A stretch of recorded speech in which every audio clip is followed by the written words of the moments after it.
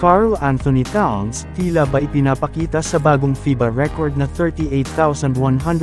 crowd attendance sa loob ng Philippine Arena, na hindi ito nakakaramdam ng pressure, at Gilas Pilipinas, binigyan ng magandang laban ang koponan ng bansang Dominican Republic, ngunit bigong makuha ang panalo.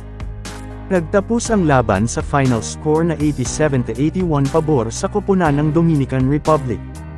With less than 5 minutes left sa fourth quarter, score 78-76, nagawa pang ayusin ni Karl Anthony Towns ang kanyang buhok bago ang kanyang second free throw shot, matapos makita ang kanyang sarili sa big screen bilang tila ba pagpapakita sa bagong FIBA record ng crowd attendance sa loob ng Philippine Arena, na hindi ito nakakaramdam ng pressure.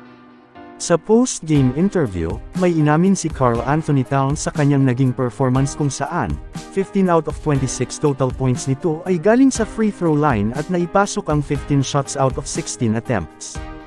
Dahil sa hindi umano pumapasok ang kanyang mga 3-point attempts, sinubukan nitong ma-utilize ang kanyang skills at mas naging aggressive na atakihin ang basket, kung saan ang kanyang size, speed at samahan ng magandang footwork, ang nagbigay problema kay AJ Edo na ginawang kanyang primary defender at ang iba pang mga bigman ng ating pambansang koponan, at pagkakaroon ng size advantage with smaller defenders gaya nila Dwight Ramos.